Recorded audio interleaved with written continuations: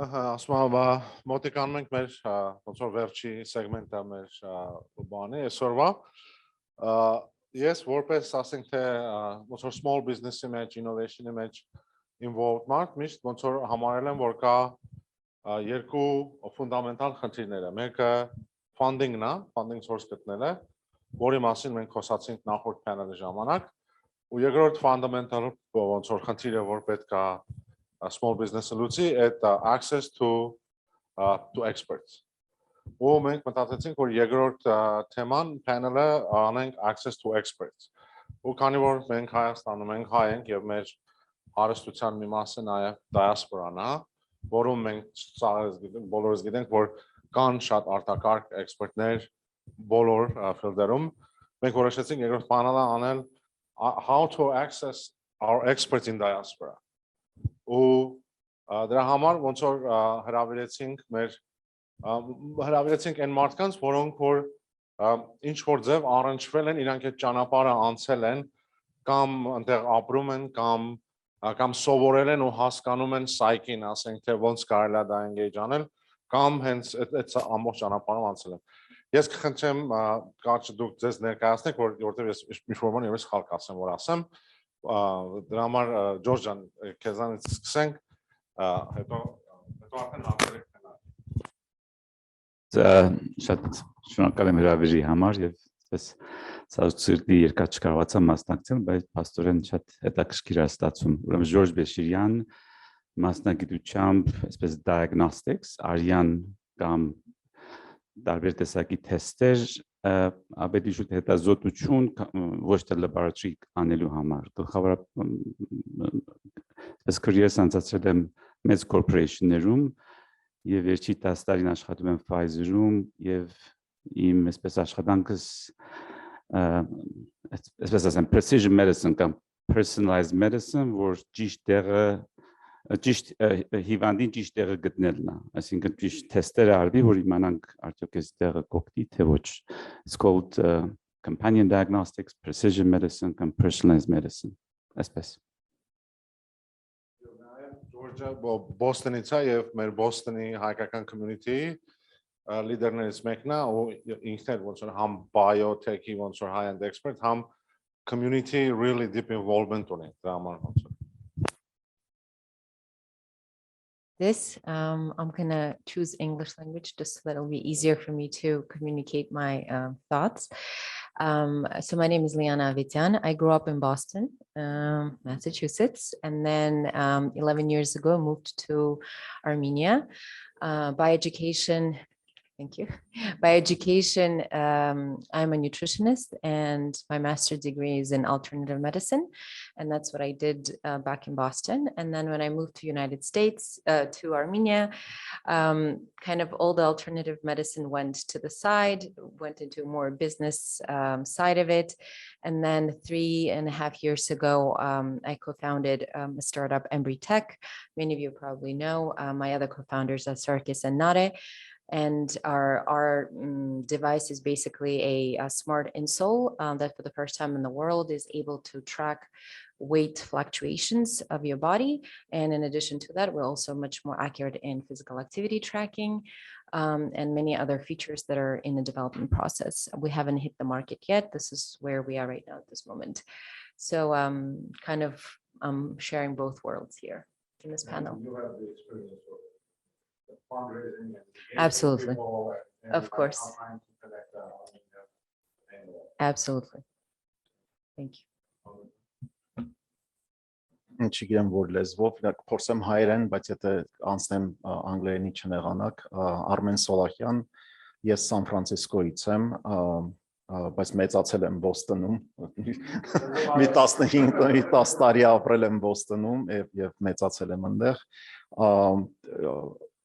շատ ժամանակ անցկացրել եմ ֆինանսներում, բայց վերջի 3-4 տարին փոխել եմ իմ գիծը եւ մի քանի հոգու հետ ստեղծեցինք ստարտափ Pharma CCX, որը իր ամբողջ իմաստն էր, որ մենք հասկացանք, որ ահագին ինովացիա կա դեղերի, մասնավորապես օնկոլոգիում եւ բայց մեխանիզմներ չկան, որ պետությունները կարողանան կամ համակարգերը կարողանան ապահովել այդ տեղերը իրանց պացիենտների համար եւ ստեղծեցինք այդ համակարգը, որը թողնում է հետաքրքիր կոնտրակտներ անել, հետաքրքիր performance-ի տեսակետից եւ հիմա գնում ենք եւ տարբեր երկրներում արդեն ունենք traction եւ այդ ամբողջ process-ի ժամանակ կոնկրետ հասկանալ investment community-ն ոնց է աշխատում եւ ինչ ձևի մեխանիզմներ են, ինչա նշանակում investable կամպանիա եւ թույսով եմ ինչ որ այդ experience-ը կկարողանամ բերեմ այստեղ։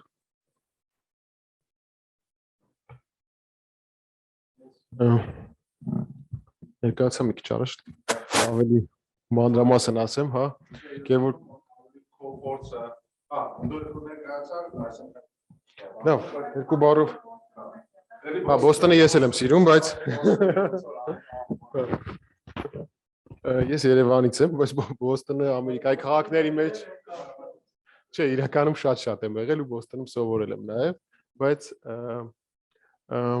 իմ փորձը դրսի հետ ավարտել եմ բժշկական համալսարանը, հետո ավարտել եմ նաև տարբեր այլ համալսարաններ, 5 երկրներում աշխատել սովորել եմ, հետո հետ եմ եկել Հայաստան ու ներկայումս ղեկավարում եմ մանկական քաղցկեղի կենտրոնն ու բժշկական համալսարանի մանկական ուռուցքաբանության արյունաբանության ամբիոնը այդ իմ ոլորտում շատ բժշկության ոլորտում եւ նաեւ որոշ գիտական աշխատանքների համար շատ եմ առնչվել իհարկե մեր Սփյուռքի համայնքների հետ եւ մինչ օրս էլ շատ սերտ համագործակցություն կա, ուրախ կլինեմ այդ ամեն ինչով կիսվեմ։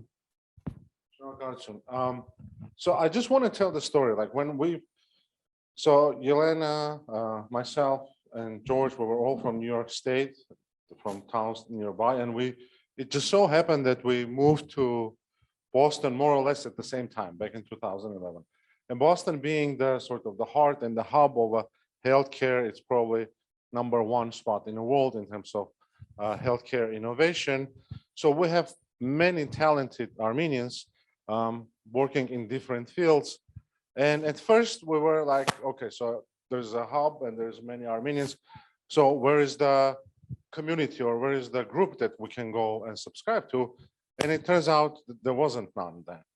So, and it just so very accidentally happened that George and the three of us were working relatively nearby. So we started having lunch every week together. Then we found another friend, another colleague, and then we formed Armenian Biotech Group. And literally, I would call people and say, you sound like a person I should know. I don't know you, so I'm coming to your office to get to know. And so now we have a group of more than 150 people, all in healthcare and biotech, from CEOs all the way to the young students, that we help each other and help find jobs, we help find contracts, we help find, found companies together. And we have a second mission of choice, sort of trying to get involved with Armenia. But for the purposes of this conversation, that group, showed me really the value of networking. And and this was the only opportunity where you could give a chance to a student to sit at the same table with the CEO of a big company and ask, and they would say, okay, sure, come and come to my office and things like that. So what has been your experience? Like Liana, I remember we met in, we sort of met in Boston a few years ago when you were doing a round. Have you seen a difference between, like, in your access, when you are approaching a VC firm that is run by non-Armenians versus when you're trying to approach?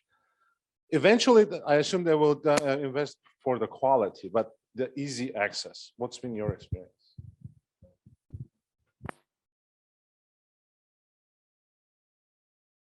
In front of you as an Armenian, right away, this energetic connection, this, love instantaneously from the first sight, and you want to help as much as you can. So I think when you work from Armenia with Armenian outside of Armenia diaspora, and it's definitely a huge, I think, benefit. And I think that's one of the biggest benefits right now for Armenian startups, for anyone who's trying to go globally, is to include diasporan Armenians. And I think At certain levels, especially in the beginning, in the seed stage, right? This is when Armenian network is, I would say, 100% of all of what you get. And then as you get traction, as you get bigger, that's when I feel that Armenian network becomes kind of, you need a new level. And here you use your Armenian network again to get connections to non-Armenians in the same field. So I think in any way around, you kind of go through Armenians, and Armenians usually, is out there for you to help as much as they can. So I personally, our startup, we feel that, Diaspora Armenians was a huge success for us and opened so many doors in many directions. George, you're probably one of the people who is deep involved in the community that I have seen. That you come from large companies where things are way more controlled and regulated and things like that. But I have seen you go out of your way to help and support and things like that. What would you recommend to folks here from Armenia? How to approach? Like, if they happen to know people, that's good. If they don't know, what's the right way of engaging someone to help? I think we need to recognize we have an enormous potential, but we hardly use it. That's a subject of discussions we've had with the biotech group many times. There's this saying that an average individual uses only 5% of their brain power, right? I think that's also true, unfortunately, for Armenian diaspora. We have so much potential, but somehow we cannot work effectively. The fault is not on just one side; it's both. The diaspora does not know Armenia. Armenia does not know diaspora, and diaspora is very complex. It is not just hire stunties to move to Boston and they kind of network with each other. There is the old and new. There is the rich and sort of poor. There isn't too many poors, but there is the coming from diverse backgrounds, different countries. They all enrich our community, but working as a group, it's often challenging. So when we look for connections, I think we need to sort of take that in mind, but there is, the example which Ashot gave, 150 people in the, sort of in Boston area, mostly Boston, but not just, in biotech. That's an enormous capability. We have every type of sort of expertise in the group. And, but by no means everybody in the sort of community who works in this field is kind of member of our group. How to approach it, I think it's not easy, but certainly the potential is there. Through individuals, that is always the easiest to try to speak out and find out what capabilities exist. Another great resource is LinkedIn. Just do a search. Just do a search for your field and see how many Armenians come up, and or actively search for people you may know and connect.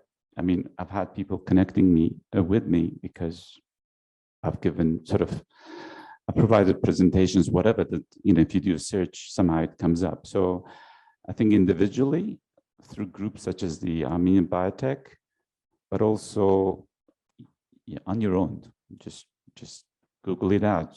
I'm sure there's plenty of options.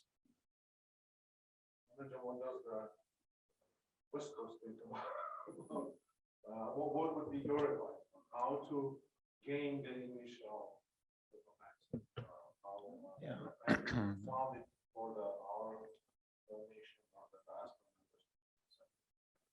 I'd say it's there's a lot of psychology here and philosophy. And George probably knows about more diversifications within diaspora, but we have to speak the same language, so we can communicate more effectively. I don't think we speak the same language, and it comes from the sociological problems, the society altogether. things like human rights and women's rights, etc., as well as economic equality. So the first one, the social aspect of things, is very hard to solve in a short period of time. You have to, basically, societies have to come to that. The economic aspect of things could be solved quicker. So diaspora should bring the Armenia. We have to be almost equally economically, so we can be more effective together. But there's another aspect here, is what has been done in Armenia in the past 30 years. Okay, we started from pretty much zero. We lost all that intellectual capacity we inherited from the Soviet Union. Now, in 30 years, there has been enormous amount of things done here. And for diaspora to, again, speak the same language, they have to learn what has been done. They cannot assume that it's pretty much brand new and they can come and say, okay, I'm going to teach you how to, I don't know, read, or a bad example, but what has been done here has to be studied by the diaspora, so the dialogue will be in place. In terms of Armenians reaching out to diaspora, LinkedIn is a good mechanism, but I think it makes sense to create an Armenian network. And I don't know where it, I know Alexis Ohanian was toying with that idea. I don't know where he is, but creating Armenian network, because we're so, every time I get a resume with an Armenian name, I get all excited. It doesn't matter, get this person in. But in terms of the number of people willing to work with Armenia, and if we're talking about the Silicon Valley in particular, I mean, everyone just kind of, back in 90s, everyone in Moscow, every businessman in Moscow wanted to open an office in Yerevan. The same thing is happening. Everyone is just a thing. You're in technology, you want to have a Yerevan or Armenia representation. So I think that, connecting the, there's definitely synergies which could be provided, but a way to connect all Armenians through the structurized channels would be probably a good idea for an undertaking. Oh, the government is here. No,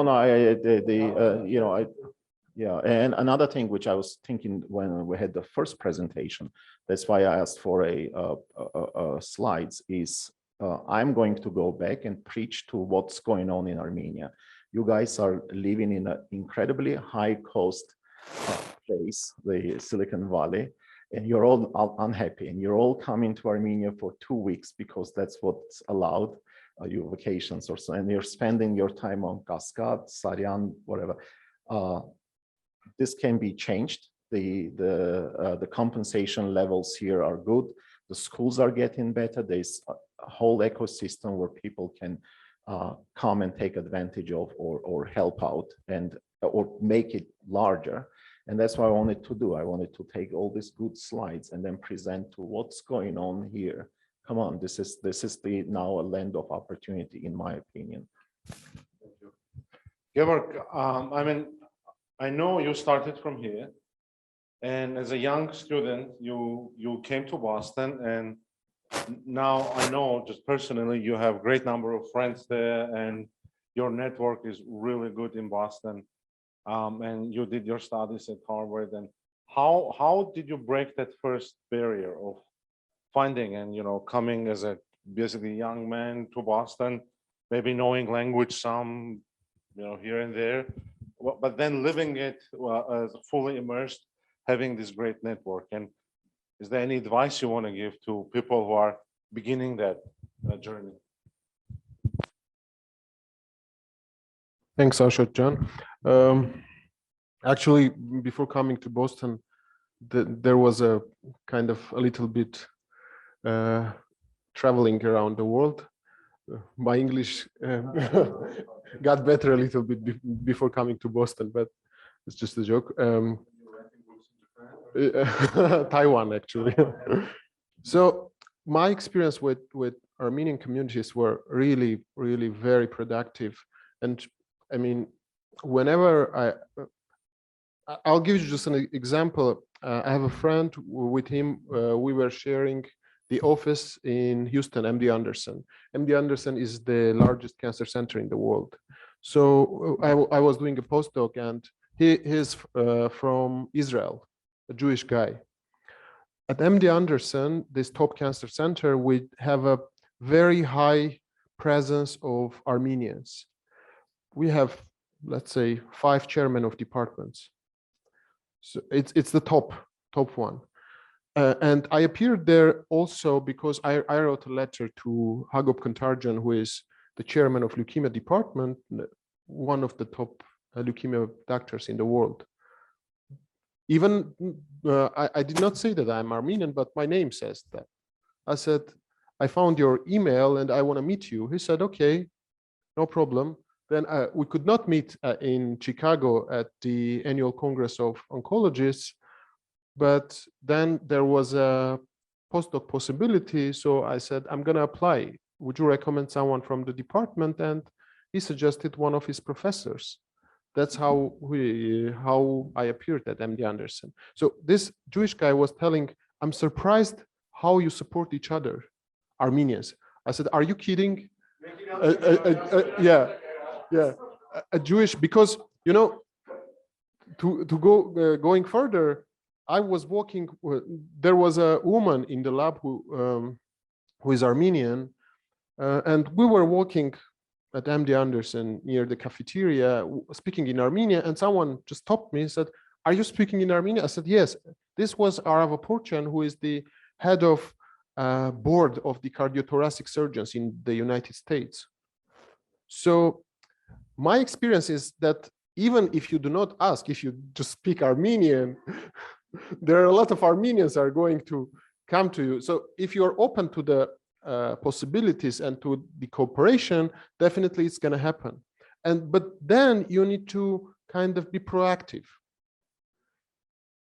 When I returned back in 2015, in 2000, from Boston already. After Houston, I came to Boston. And in 2016, we organized a huge congress in Armenia.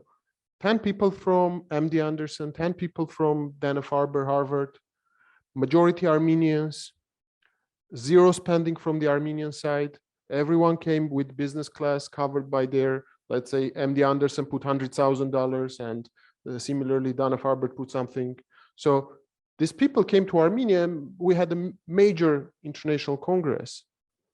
So it's like people want to help, and not only Armenians came. Armenians brought also non-Armenians. And when people came, like the senior vice president of MD Anderson came, we signed an agreement that Armenian students, Armenian fellows, Armenian doctors are going to have fellowships and trainings there. And we still do. So I think you just need to be open to the collaboration, do not hesitate to ask for help, because if you don't, even if you get no, even if you ask someone for support and you get no, that's okay. But with 10 no's, negative results, definitely you are going to get one positive. You mentioned my book, which I wrote about Taiwan. It was my first training, actually, the long-term training outside, and it was not Armenian one. But I wrote, before getting to Taiwan, maybe I wrote 500 letters and got 499 rejections, but the one came with the positive response. So it's just, and I think Armenians want to help each other. We just need to. I don't believe but when people tell me that, you know, Armenians don't help. I mean, I have completely opposite experience with. I know. Now, if we need something done in Boston, we call him, so he can call back to Boston and get things done. Thank you, Gevorg. And I completely agree. I think I have seen this, like, don't be shy of your Armenianness. I have seen this over and over, like people, oh, I don't want to do it. You know, what if they feel bad? Whatever, if they feel bad, they'll get over it and they'll get, you know, you get to know and move on. So ask for it and be straightforward with that. So having said.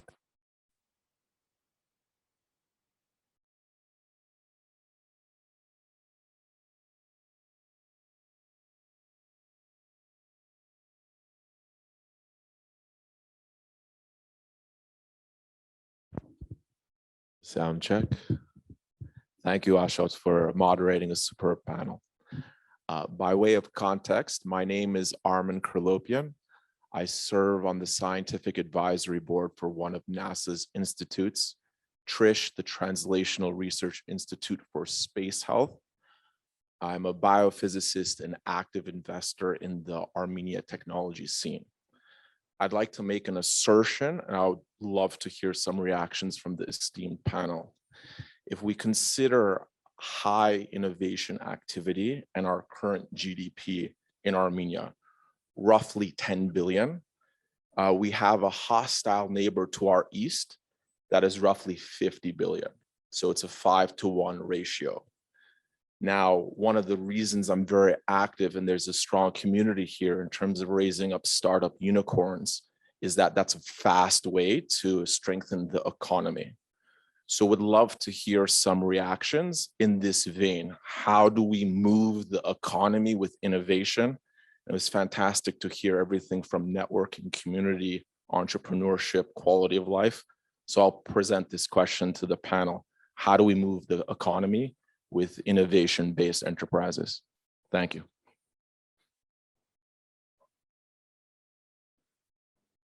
I have to think. It's a great question, so I have to think to formulate an answer. It's not an easy answer, obviously.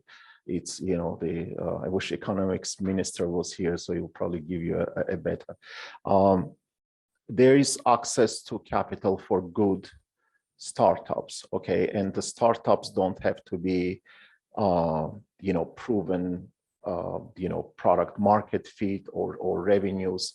There is some good access, and I think using the Armenian network outside abroad to connect to a capital, which is I'll give you an example. We always talk about 100K, 25K, whatever, 50K from venture capital firms here. Well, we should think about 5 million, 50 million, okay, as a way to get money into the economy. That's one. So perhaps a group of no, I don't want to say mentors, but perhaps mentor is the right word, to connect, for having startups to connect for a decent amount of money to potentially create that economy, so that scale which you're looking for.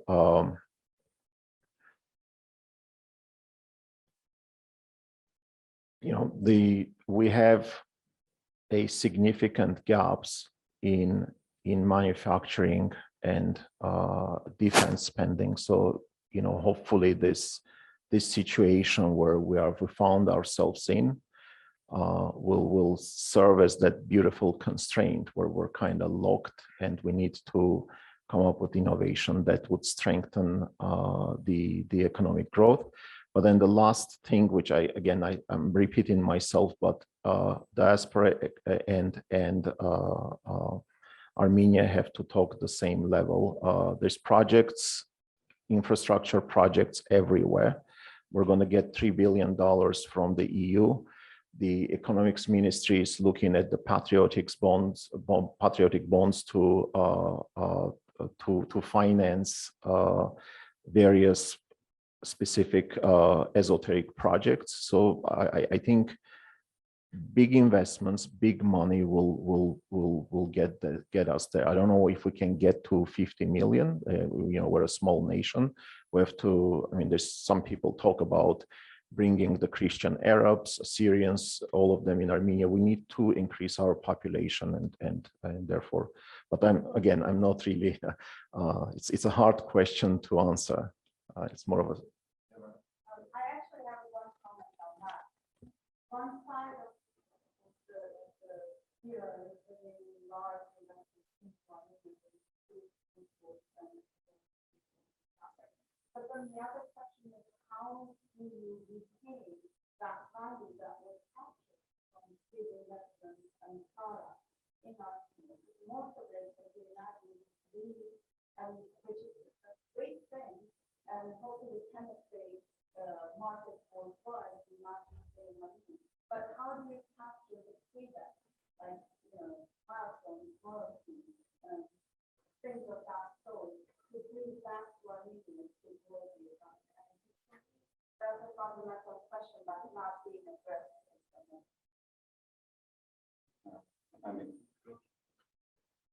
Yeah, it's a complex question. There is no one answer. I'll provide one perspective.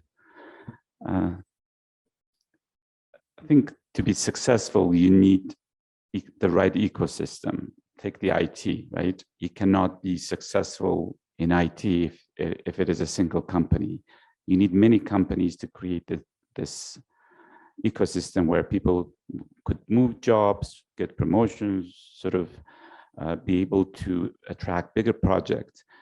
I think the one thing which our successive governments have failed miserably is defining a vision in collaboration with various stakeholders and planning for the long term. We cannot be jack of all trades and master of none. We need to select where our focus is going to be. We're a small country. We could be masterful in certain areas.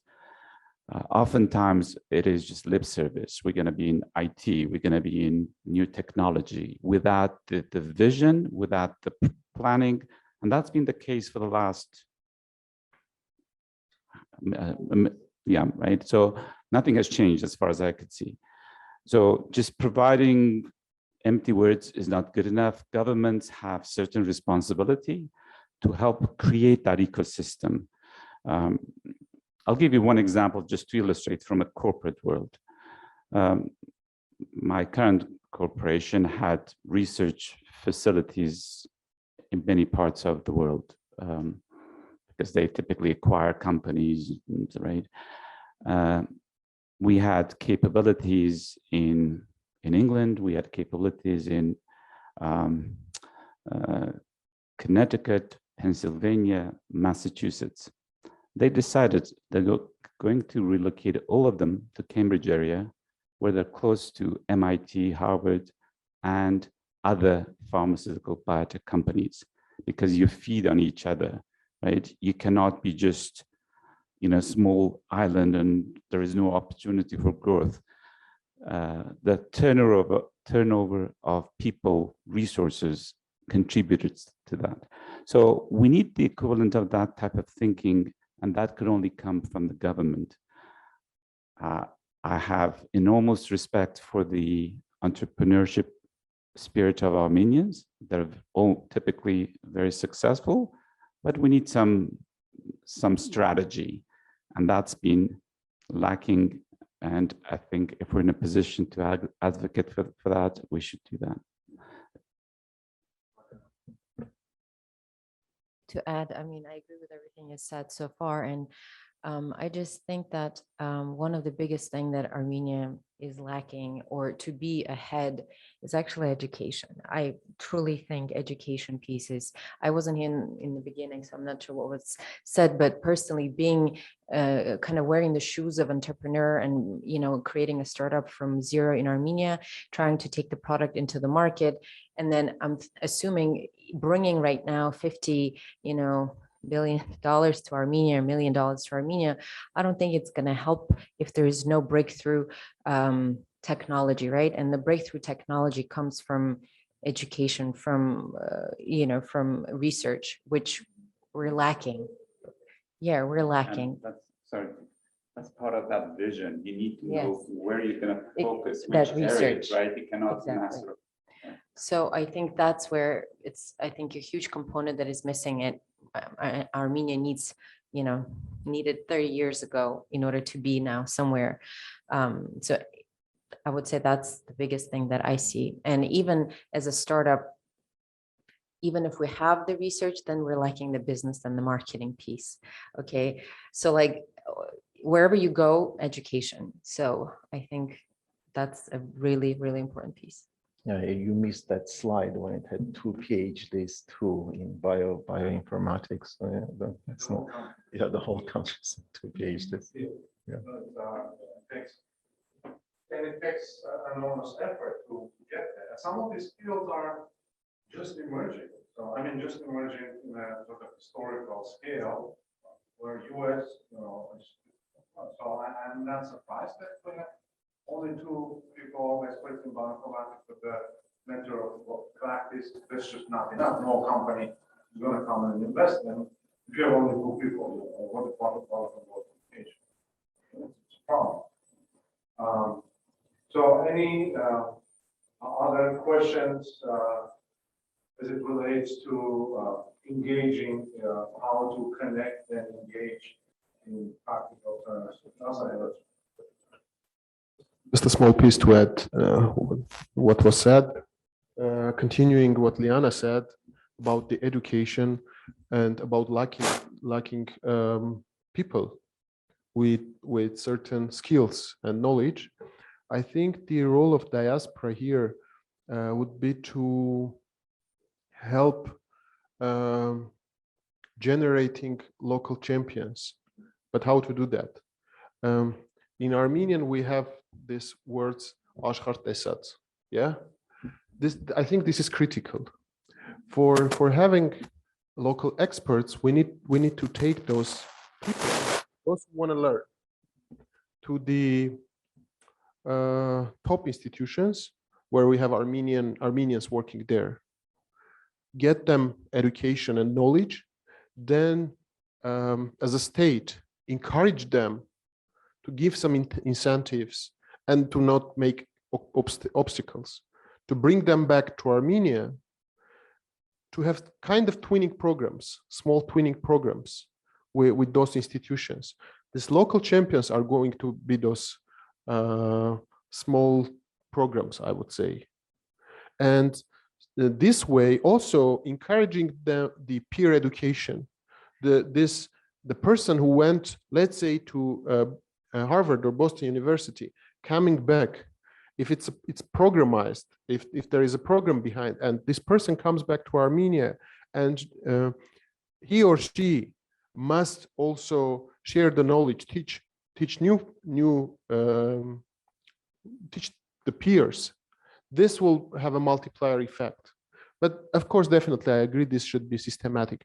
And this way, having local champions in any field, let's say, I will bring the example on medicine. If we have 500 people who got an education at the top institutions, and they are back in Armenia, and they are also connected to the science, they did something with, they did some research there, not only observing there, but also doing some research there. So being involved in science, this will make a huge impact, in my opinion.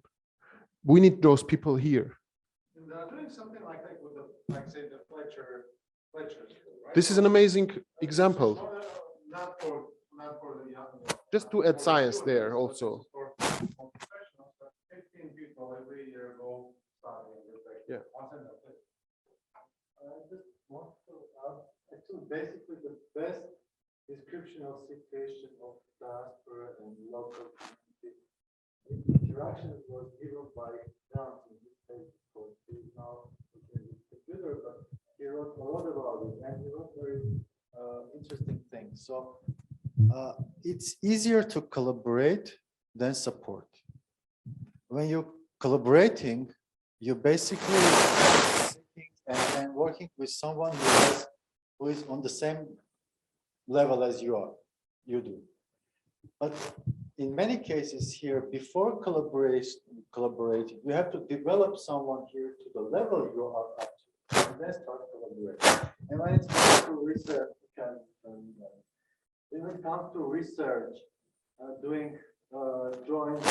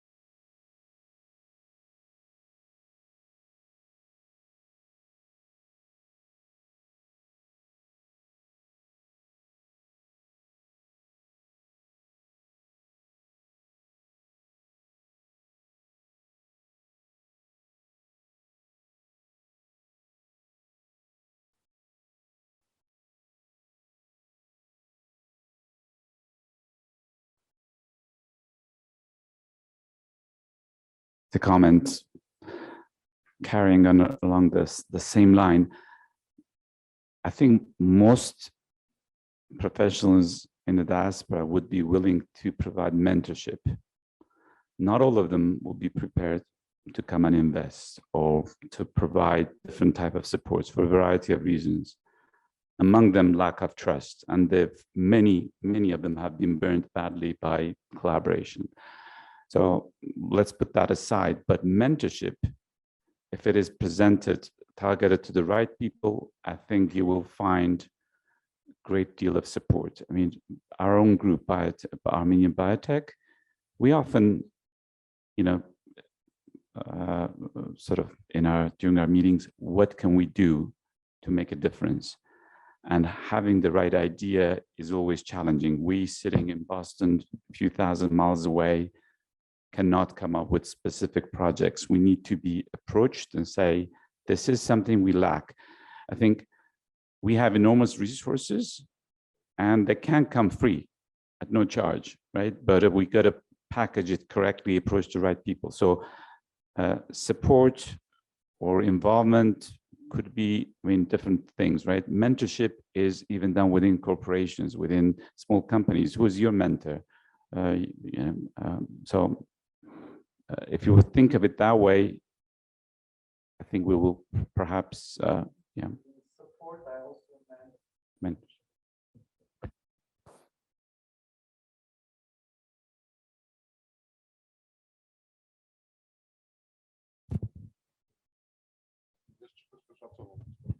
Yeah, thank you for the discussion. So regarding mentorship, one idea that we have started around 6 or 7 months ago, it was to find supervisors from diaspora to work with students in Armenia on short projects like undergraduate thesis or master thesis. In my understanding, that's a little bit more commitment than just mentorship, because mentorship has no obligation. Like if you forget the deadlines for the thesis or something, no one will, right? So it's in my view, it's a little bit more commitment. But my question is, like, out of this 150 people in the biotech group in Boston, like, what is your expectation? Like, how many people would be able to supervise a student in biology in Armenia for like 4 months, like, I don't know, 2 hours per week to produce some thesis? I can chime into that because we actually have thought about it, and again, I think this comes a little bit. If the system is organized here and structured, if like a student just on its own, or he or she contacts and says, will you supervise me, they will get an advice or two, or maybe a couple of phone calls. But if the system here is designed that to get this, to formalize this relationship, it needs to be formalized for sort of degree related, this long time commitment. It needs to be formalized and made, we all sort of know the famous bureaucracy in Armenia and things like that. So right when we were even just doing ANSEF, maybe like 10 years ago, we approached it and said, okay, like we have professors that are willing to be involved. I mean, they are not willing to relocate here, but they're willing to become committee members and this and that. But it should be made it very easy for them to do. I think this is sometimes when we say speak the same language, right? So this is the part that needs to be made very clear. If there is some support that needs to come from there, it needs to be made very easy to receive. Otherwise, if this is a bureaucracy, it's similar to like if you send a shipment of say a donation to Armenia, right? So if it gets stuck somewhere and you need to file paperwork, the second time you're not going to do it. So the answer is yes, on a personal level, and George and Liana can say we know many people who would commit that time. On a practical level, probably no, because nobody knows how to do it, right? And on a sort of level that if you have a question, we will find you a professor or an expert will answer your question. But to sort of engage for someone to become your mentor long-term, it needs to be formalized. And I'm specifically trying not to look at Vartan when I'm talking about government. so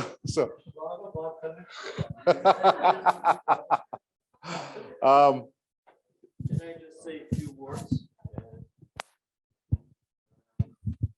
I have practical suggestions. Three suggestions. First one, and I think you also agree with that, is to make this event, this forum, annual. At least be annual. At least. There's another workshop, the future of AFT. Okay.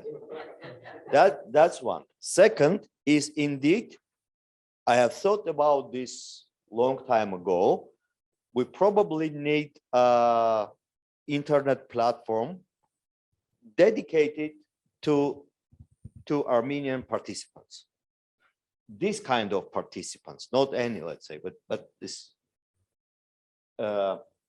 engineering and scientific and business and financial. You understand what I mean? Not just like Facebook, you know, hello, etc. Yeah, so something like LinkedIn. So an analog of LinkedIn for Armenians, as you just suggested. I think this kind of platform will allow for all the other discussions that were here to go on, to keep and to discuss, for example, how this mentorship can be organized, what should be the responsibilities of the students, whether the universities can participate in this, etc., etc., etc. All the questions can be discussed. There probably will be local groups of interest, biotechnology, electric engineers, computer scientists, etc., etc. So right now, I want to ask, there are some computer guys, IT guys here. Guys, are you ready to make this platform? Yes. Yeah. Or we'll think about this and we'll find people. Ohanyan messed it up. We will find people. Come on, we don't need. It's not a big deal. Perhaps it could be. It has to be collaborative. You cannot just sit down with a bunch of engineers and write. Perhaps next forum could be workshop around various groups' interests. What I suggest is to make a decision and plan. Let's say in 2 months or 1 month, we let's say make suggestions for this platform. Yeah, and decide how to continue. And the third thing is related to my talk today. I suggest Boston Biotech Group to become a shareholder of Biotechnology Center that we want to make in Armenia, and work together to make. It's not a financial. It's too early to speak about finances. Expertise, advices, suggestions, etc. This is what is needed at this stage. Thank you. Ես որ հայերը խոսամ ոչինչ, բոլորը։ Իրականում ես այս թեմայի հետ ավելի շատ կապված եմ, քան government-ի թեմայի հետ, որտեղ ես government-ին նոր եմ սկսել օգնել պատերազմից հետո, բայց արդեն 4-5 տարի է ես Ամերիկահայ գիտնականների, ինժեներների միության ներկայացուցիչն եմ Հայաստանում, AESA, որը որ ամբողջ Ամերիկայում մոտ արդեն 2000, ու ես զբաղվում եմ ակտիվ այդ միությունը Հայաստանին կապելով մասնագետներին, ու ես եկել եմ այս 4-5 տարվա մեջ նրան, որ պետքա ուղղակի կոնկրետ զբաղվել այդ ուղղությամբ, այսինքն այս կողմից էլ պետքա լինի, Հայաստանի կողմից լինի քայլերը, որտեղ Սփյուռքը ուզում է օգնի, բայց այս կողմից միշտ քայլերը пассив ա եղել։ Երբ որ ես այդ միությունը AESA միշտ եղել է տարիներ շարունակ, տասնյակ տարիներ, բայց ինքը Ամերիկայի ներսում շատ մեր հզոր հայ գիտնական ինժեներների կապել է իրար network, բայց վեկտորը այս ուղղությամբ թույլ է եղել, բայց երբ որ ես ակտիվություն ցուցաբերեցի, այնտեղից էլ զգացին, որ այս կողմից կա մոտիվացիա, շատ ակտիվ այս 4-5 տարում մենք կոնկրետ կապել ենք, այսինքն նույն Ելենայի հետ Բիշարյան, ես այդպես եմ ծառոթացել, այսինքն պետք էր պետությանը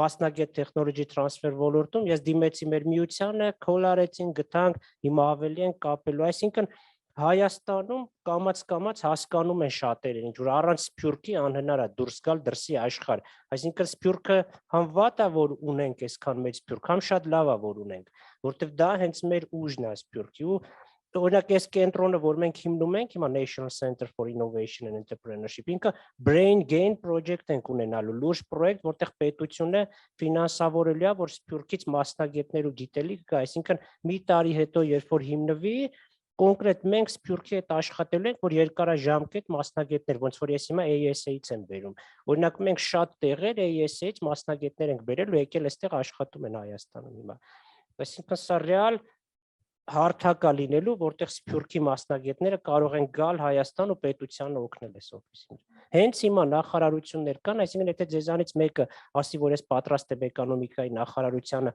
օգնեմ ինչ-որ բանով իմ գիտելիքով, նախարարությունը բաց է, հենց հիմա ընդունի, նախարարը ընդունի, գնանք, այսինքն այդ գործընթացը շատ արագացել է պատերազմից հետո։ Ես ճիշտ ասած իմ կողմից ուզում եմ անձամբ շնորհակալություն հայտնել ձեզ, որովհետև դուք առաջին ոնց որ առաջնատար մարդկանցից անհատներից մեկն եք, որ իրոք հասկանում է ոնց որ դրա ոնց որ mechanical details, թե ինչպես կարելի է կապը հաստատել սփյուռքի հետ եւ ինչպես նրանց բերել Հայաստան եւ Հայաստանում իրենց ուժը օգտագործել։ Այնպես որ շատ ոգևորիչ է տեսնել, որ արդեն կան այսպիսի մարդիկ, որ ձերպես մտածում են։